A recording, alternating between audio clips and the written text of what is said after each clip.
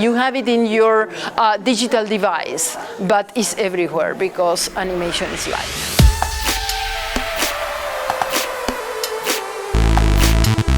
I'm a co-curator along with Dr. Orfila and Dr. Cristina Veras from UT Dallas.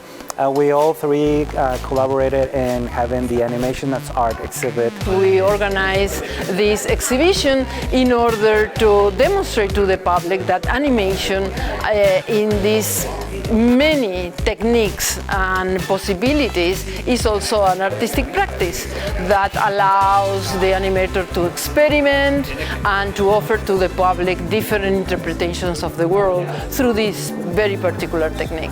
I think this exhibition actually allows people to perceive animation in a whole different way, right? To be able to touch, to be able to interact and play and be inspired by it and discover new ways of doing animation. That animation is not only the traditional that you see Pixar, Disney, right, DreamWorks in major theatrical releases, but animation can also have this materiality and the object itself. They will see very interesting moving art, but at the same time they will experience. That is, animation goes beyond seeing, and we are in a culture where the image is prioritized.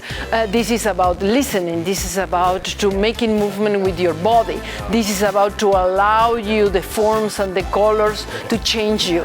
This is about to say, how did they do it? How is this affecting me? Why did they do it? Animation is one of the preeminent languages of our time.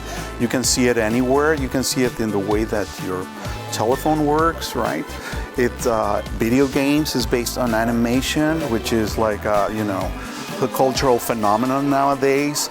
The mixture of people that send their work and submitted their work to the exhibit, they're coming from the industry, but they do these projects out of love. And you can see when they're talking about their projects, or some of them came over here to install them, and how meticulous and delicate they are with their work.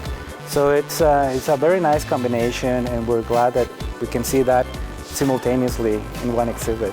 Animation is global, and if you think of anime or if you think of Disney, they go around the world. So animation, in many ways, even in the 20th century, predated globalization. And what we call also localization is like you are international from your locality, and you can be you and also distribute your film internationally and sharing.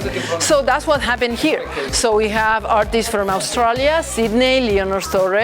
We have Horn from South Africa. We have artists from Canada. We have artists from Mexico. We have works that had never been exhibited in the United States. I spent the past, I want to say 6 months making a puppet, building her straight from metal armature to then foam to build out her form, and then needle felt over to build her face and her hands and her whole body, to recreating this dress I'd only seen in photos, and it's amazing to see in person all of the details. I then animated her frame by frame, enacting a scene, putting the juxtaposition between the values of the time of the Edwardian era from which this dress is from, and the act of she is a possum, she is an animal, and I also wanted to highlight she's native to Texas, an animal that is seen mostly by people as nasty and disgusting, but I wanted to put her in a nice dress showing that these animals in a different light, that maybe other people can see what I see in them. So mine's is like a mockingbird family portrait. So we have like mama birds waiting for her eggs to hatch, and she's looking for food for her kids. It's awesome to get to showcase my work. This piece is being exhibited for the first time here in the United States, so I'm very excited about that. The silhouette zoetrope, which is a patented animated invention. I think that it's very exciting to actually see with all these contraptions and artifacts that you can see in the exhibition. You can get like a little bit of a taste of how deep animation goes, not only into the history of technology, but also into the history of entertainment. I wanted to make something with an animal that you might not necessarily see in art a whole lot.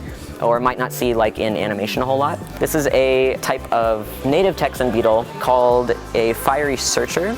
I just wanted to sort of create something that had a connection to the museum, to Texas, to my personal interest with animation and insects, and just, I don't know, something cool to look at. One of the things that's really unique about an exhibition like this is that we're so used to thinking of animation as this entertainment vehicle that shows up on a screen or on, on a phone or in a movie theater, but to see these sort of tangible materials coming to life. There always has been something magical about animation, but sometimes I don't think that comes through. And so to encounter that in an exhibition like this, I don't think viewers will walk away thinking about animation the same. That's pretty exciting. I have this histoscope animation, which is kind of, basically it spins and the light kind of goes through it and you'll see an animated shadow on the wall. This piece is just an exploration into being vulnerable and my issues surrounding it. It has hard, abstract imagery mixed with narrative imagery, and I like playing between those two to take a viewer in and out of an abstract realm to something concrete that they can grab onto. And this is my piece. It's called Hummingbird Travels West. It is a lenticular animation. Basically, there are lines in the foreground and then lines in the background, and they're strategically placed so that when you slide it, it creates the illusion of movement on those lines. It is amazing to have the facilities and to have the Texas Tech Museum being the pioneer and having the vision and welcoming us. So I think that's truly unique, and we hope that will allow for more opportunities like that. There's this generosity of the medium of animation, that it can receive and incorporate any style and plenty of techniques. Animation comes from anima. Anima is life. Anima is soul. So if something is moving, something is alive. Animators create living things, create life, and reflect about what is life because it moves. Okay, so it is fun, it is entertaining, but it's also a call to experience art. It is truly unique. We hope to inspire the senses and bring people together through animation.